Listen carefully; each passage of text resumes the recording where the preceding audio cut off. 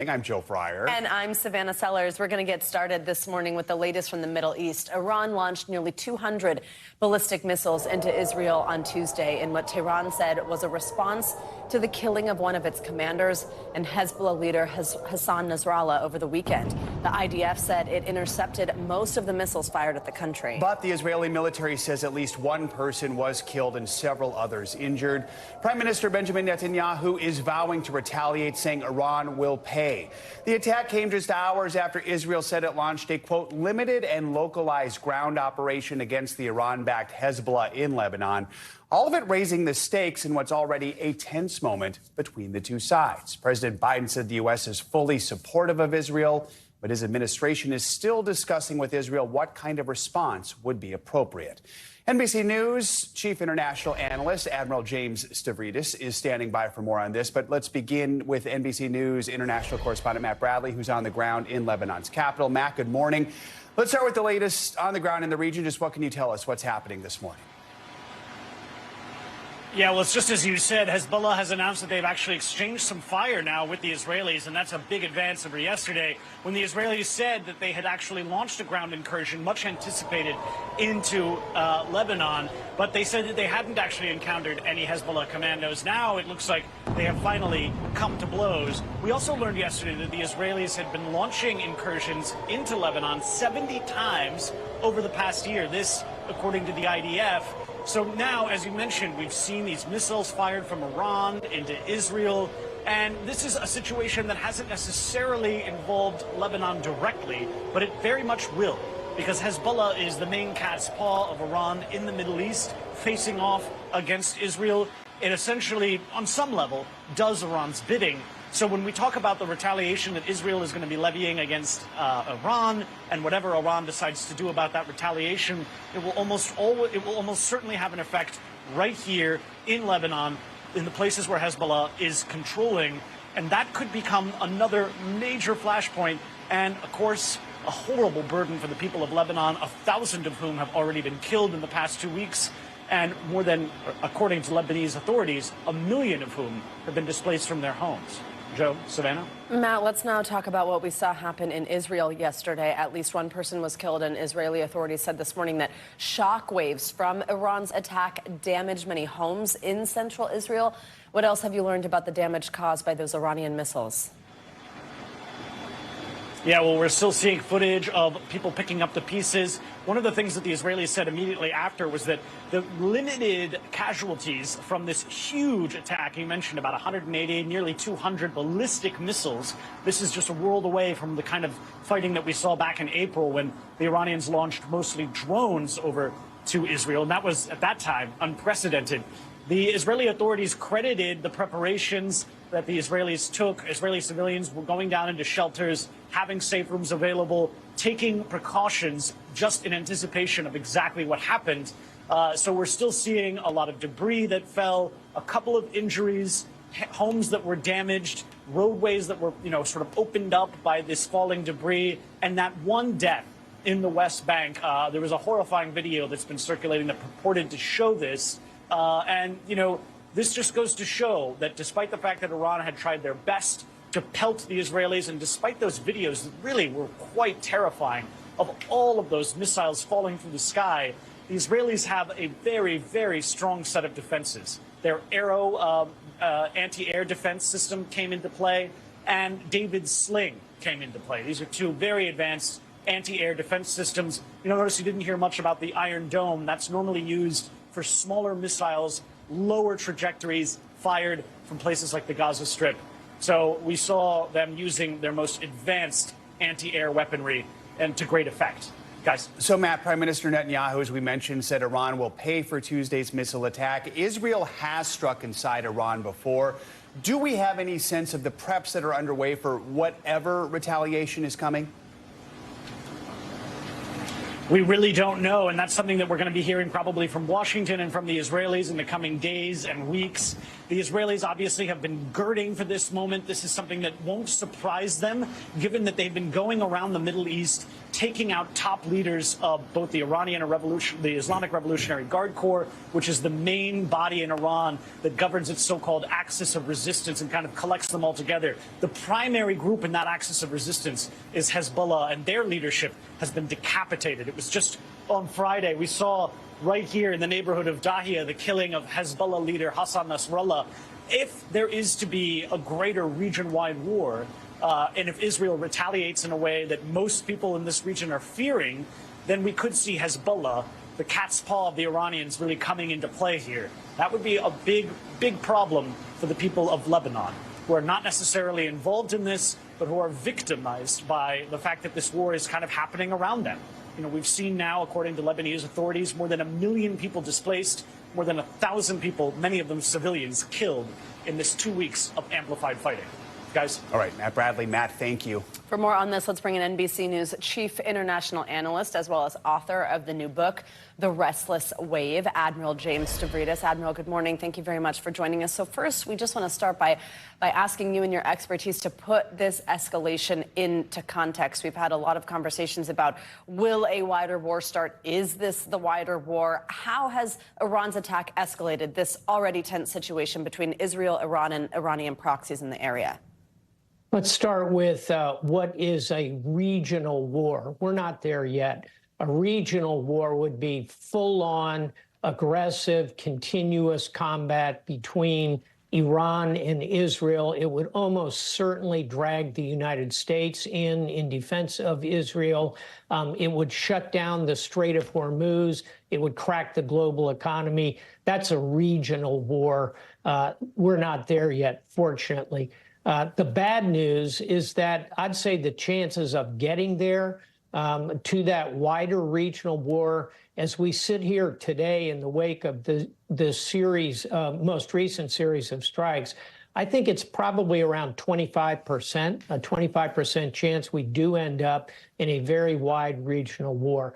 And what worries me is the next move on the part of the Israelis. There are a lot of voices in Israel who have watched the successes of the IDF against Hamas, a terrorist organization in the south in Gaza, the success up north.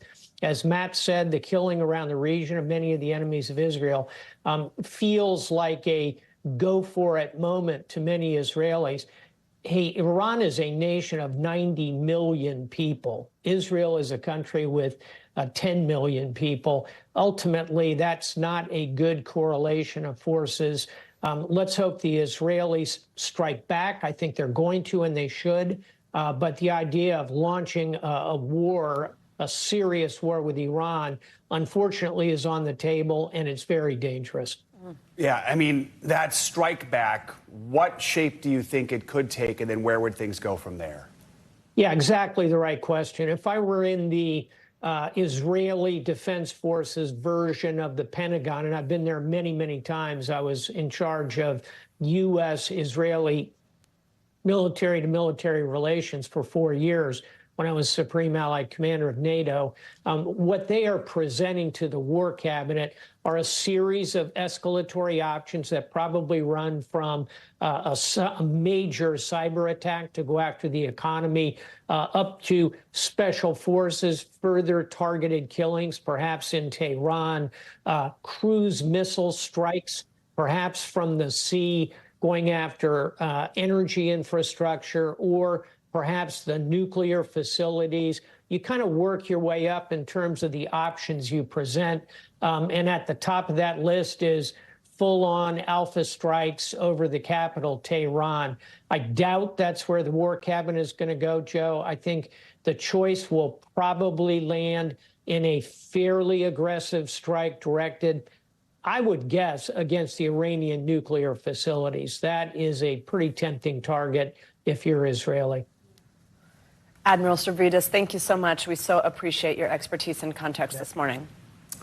Closer to home, Ohio Republican Senator J.D. Vance and Minnesota Governor Tim Walz went head-to-head last night in the vice presidential debate. It's likely the last time both candidates will spar face-to-face. Both campaigns will spar face-to-face before next month's general election. The candidates struck a more cordial tone compared to the previous presidential debates, an approach many have dubbed now as Midwestern nice. Instead, the men focused their criticism on the other's running mate, Vice President Harris, of course, and former President Trump.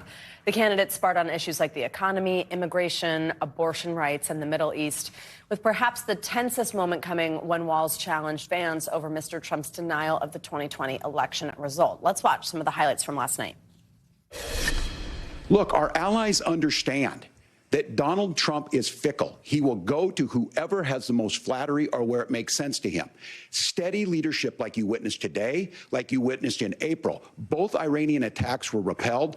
Our coalition is strong, and we need the steady leadership that Kamala Harris is providing. When was the last time that an American president didn't have a major conflict break out? The only answer is during the 4 years that Donald Trump was president. We could come together and solve this if we didn't let Donald Trump continue to make it an issue. I believe Senator Vance wants to solve this, but by standing with Donald Trump and not working together to find a solution, it becomes a talking point. And when it becomes a talking point like this, we dehumanize and villainize other human beings. Governor Walz brought up the community of Springfield, and he's very worried about the things that I've said in Springfield. People that I'm most worried about in Springfield, Ohio, are the American citizens who have had their lives destroyed by Kamala Harris's open border. Donald Trump made a promise, and I'll give you this. He kept it.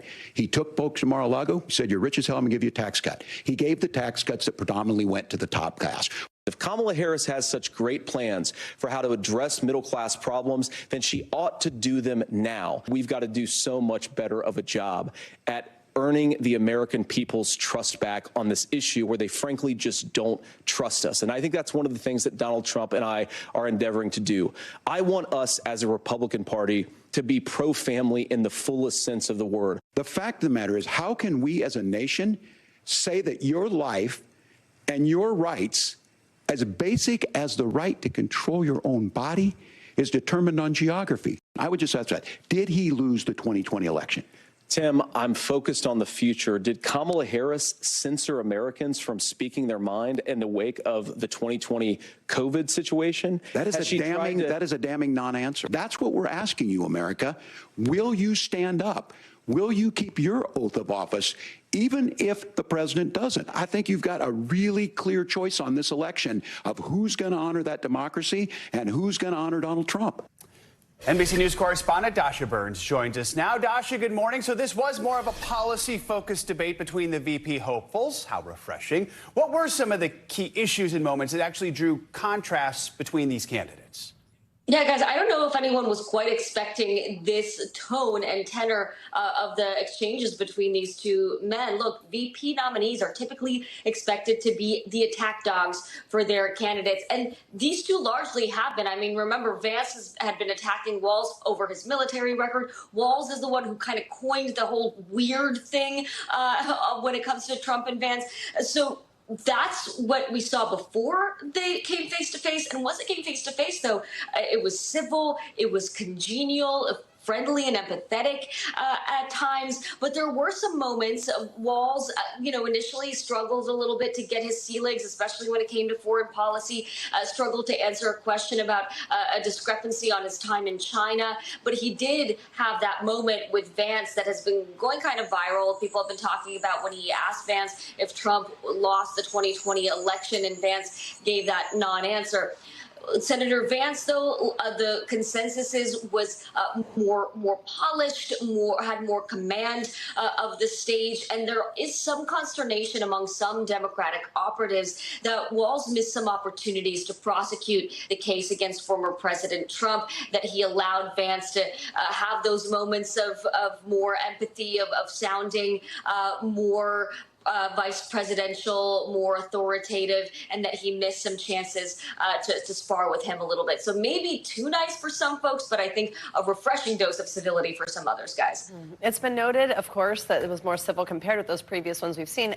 Was there a particular moment or two that stood out to you that showed that, where we saw some common ground, or we sort of saw them at least, showing that civility directly to each other? Yeah, there were some even, really seemingly genuine and spontaneous moments of sympathy and empathy and exchanges between the two. There was one in particular I want you to listen to. Look, I got a 17-year-old, and he witnessed a shooting at a community center playing volleyball. Those things don't leave you. Tim, first of all, I didn't know that your 17-year-old witnessed a shooting. I'm sorry about that, and I hope that he's doing okay. So. Christ have mercy. It is awful. And the phrase, I agree or I don't disagree, guys, that was used more than a dozen times in this debate, which I think says a lot. All right, Dasha Burns. Dasha, thank you so much. Let's get more analysis on this with NBC senior national politics reporter, friend of the show, Jonathan Allen. John, good morning. Thanks for being here. So were you surprised at the vibe, at how civil and cordial this debate ended up being? And how do you think that does resonate with people? Well, let me just say that having listened to Dasha, I agree, or I don't disagree with pretty much everything Nice. she said. But I wasn't personally shocked that this appeared to be civil compared to what we've seen in recent presidential debates. Donald Trump is a unique character in debates who ends up having bombastic exchanges with other candidates. J.D. Vance is a senator. Tim Walz served in the House of Representatives. He's a governor who deals with, Republicans in his state from time to time. So it didn't shock me. The other thing is both of these guys want to be cautious. But the main takeaway I have from this is that very few people are going to change their votes based on these two candidates. Donald Trump is somebody that pretty much every American has a feeling about one way or the other.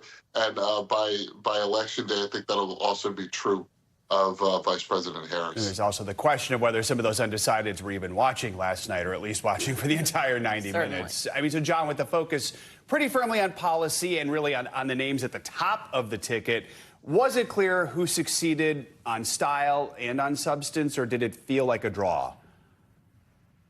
I think J.D. Vance had a better performance last night than Tim Walz did. I think if you talk to Democrats, the sort of best thing they can say is that Walz appeared to be somewhat nervous at the beginning, and then sort of got his sea legs as time went on. But Vance sort of right out of the box appeared to be comfortable. Let me just say that the sort of big exception to this is the clip that you guys showed earlier, where Vance basically refused to say that Donald Trump lost the 2020 election. And I think for some independent voters who would like to see the country move forward, and some obviously are upset about Trump denying the loss in 2020, but others just want to move forward, and Vance refusing to acknowledge the obvious. I mean, Joe Biden's president, Kamala Harris is vice president, and I think may have stuck with some of them. John, fact-checking is, of course, always an important part of these debates and becomes this political buzzword on a night like this. CBS had laid out that they would be having the candidates fact-check each other. But right now, how did both the candidates do when it came to sticking to the truth? I mean, it's such a different world in this vice presidential debate than, say, the presidential debates, again, involving Trump, right? So, Trump can't go more than a sentence without saying something that is, fact checkable, either through exaggeration or sometimes through, outright, what's the right word for it? Outright falsehoods. But in this case last night, I think there were some things that Vance said that were hard to swallow on a fact check level. That stood out. For example, he said that former President Trump, salvaged Obamacare when Trump was in the presidency. Actually, what former President Trump tried to do was repeal Obamacare, and he failed. And most people remember that because of the theatrical vote that John McCain cast against Trump by dropping his thumb, giving the big thumbs down on the Senate floor. So there were a few things like that last night. But I mean, compared to what we see in a Trump debate, it's just, well, there is no comparison. All right. John Allen, thanks very much. I appreciate you being here.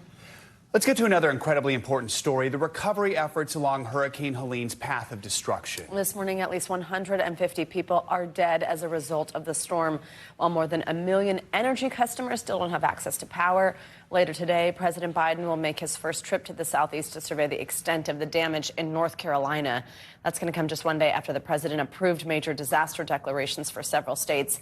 The White House also says more than 4,000 federal personnel have been deployed to help in the rescue and recovery efforts. NBC News correspondent Marissa Parra is in Erwin, Tennessee, very hard-hit area with the latest. Marissa, good morning. Just where do things stand when it comes to the rescues, the recoveries, and just starting this daunting cleanup all across the southeast?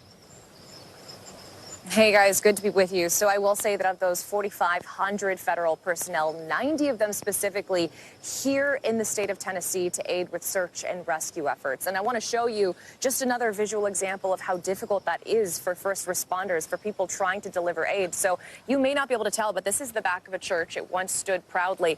This back half, of course, completely swept away, washed away. If you look at the top there, you can see the only remaining part of what was once this second-story room, those books sitting right next to that mirror that remains shattered right next to it. And guys, when we zoom out, what you'll see is another example of the difficulty here. You have so much debris, these muddy roads. I don't even know what this was. I can't really tell what I'm standing on. And this is the challenge for so many of these smaller mountain towns.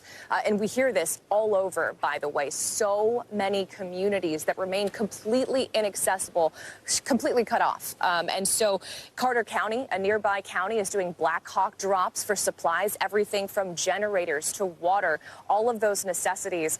And this is something, again, that is going to be such an intense challenge for first responders, for rescuers, for people who are trying to get off of the mountain that they're stuck on. I've heard so many stories of people who did survive, but they're stuck because they can't get past the road that was washed away. They can't get the basic necessities, as you mentioned, electricity, internet, access to the outside world, water. All of those things pose a massive challenge to these crews through all of the mountain towns like the one I'm standing in, guys. Marissa, as I just said a second ago, President Biden is set to make a trip to North Carolina later today. And the White House also announced that Vice President Kamala Harris will be in Georgia to survey the damage left by Helene. We know former President Trump was also surveying damage. What can we expect from those visits and the timing of them? Of course. Well, it's no secret we're very close to the election. So, of course, we saw former President Trump and the Democratic nominee both slated to make their visits. Former president made his yesterday, and of course the current president Biden. We know that there has been criticism against the Biden-Harris administration because they haven't arrived yet. But what we know is that Biden is supposed to be briefed by emergency management operations in Raleigh. He will then do an aerial tour, not a land tour. And his reasoning behind that, as well as the timing of it all, guys, is he said he didn't want to interrupt these very complex search and rescue operations that are happening on the ground. We just talked about how difficult it is, for us to even drive around and get to them, let alone the people that need to deliver aid. So, again, his reasoning being he didn't want to get in the way of that. Guys. All right, Marissa Parra, thank you for your reporting. Stay safe. Appreciate it. Well, in Tennessee, tragedy is still unfolding for the families of people missing after Helene. Now, in the days following the storm's path of devastation, survivors say warnings about the flooding came too late. NBC News correspondent Kathy Park is also in Erwin, Tennessee, with some of their stories. A desperate plea from families in Erwin, Tennessee, as they enter a fifth day with no updates on their loved ones. Several still missing in Unicoi County are Latino and worked at Impact Plastics, including Fernando Ruiz's mother, Lydia.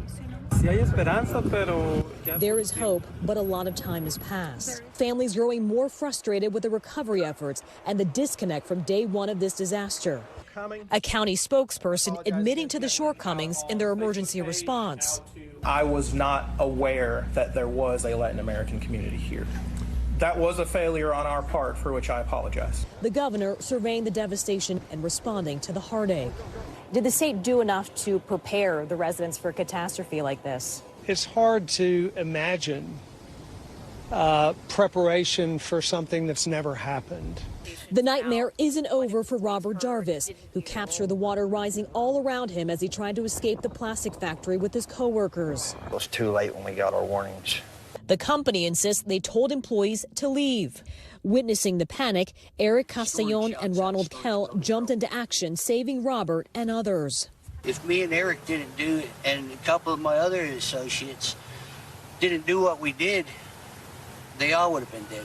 And the disaster stretches all across East Tennessee, where entire roads and bridges have washed away, cutting off residents. The only way to reach them is by foot. At the height of the storm, more than 1.2 million gallons of water per second flowed over the Nolichucky River. That's more than the daily peak flow at Niagara Falls. Officials say that the priority right now is to recover bodies before they can rebuild. Back to you. Kathy Park, thank you so much. Some fall weather is making its way into the Northeast this morning. Meteorologist Michelle Grossman is tracking it all for us. Hey, Michelle, good morning. Hey there, guys. Great to see you. And we are relatively quiet across the country, coast to coast. And you mentioned that fall weather. It's a fall front that's moving through, and that's going to bring the chance of just a few showers. And that's going to diminish by later on this afternoon. But it's going to bring some really nice weather over the next several days in terms of sunshine. The Northeast, we've had a lot of clouds lately. This will push that out later on today, and then we're going to see some sunshine towards the weekend. Now we're looking towards the Gulf as well. We're looking at an area of low pressure. We're seeing showers and storms with it. So we're going to see some showers and storms into Florida. Could see some heavier downpours, maybe some lightning with any of these storms. That would be today. And then as we go throughout tomorrow, this is going to expand. This area of development here could develop into a tropical depression. We're going to watch that over the next several days, but it's going to bring some rain along the Gulf Coast. Notice these darker colors. That's where we're seeing the chance for heavier rain along the Gulf Coast. And then by the weekend, we'll see some heavier rain into Florida. So that's a story we're going to watch over the next several days. Could see quite a bit of rain in some spots, especially along the Gulf Coast, up to 2-3 inches in some spots. And Florida, you're going to see some rain as well. But overall, we are relatively quiet. We have some sunshine in the Midwest, in portions of the Great Lakes, looking really nice there. The South Central states, you're going to be hot. Temperatures into the 90s, but lots of sunshine there. Big story this week is that heat wave continuing. We're looking at temperatures well above normal for this time of year. Phoenix yesterday on October 1st hit a high of 113. That broke an all-time day record for the month of October. So we're going to see those temperatures continuing over the next several days into the weekend. That's going to be some dangerous heat, record-breaking heat, and we do have heat alerts in place. 36 million people along the West Coast and in the Southwest under heat alerts. We have heat advisories for Chico, Fresno, Bakersfield, and we have excessive heat warnings for places like Phoenix, Yuma, Los Angeles, into Monterey, because we're looking at temperatures really, really warm. And again, chasing records once again.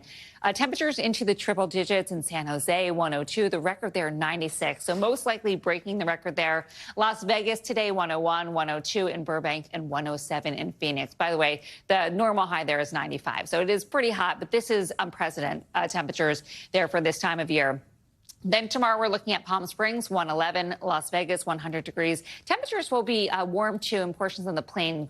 Grand Junction, we're looking at 87, and Albuquerque, 88 degrees. So yesterday, Phoenix, 113. That was an all-time record. In October. I know, right? Air conditioning is like going there. No kidding. All right, thanks, Michelle. Appreciate it. Thanks for watching. Stay updated about breaking news and top stories on the NBC News app or follow us on social media.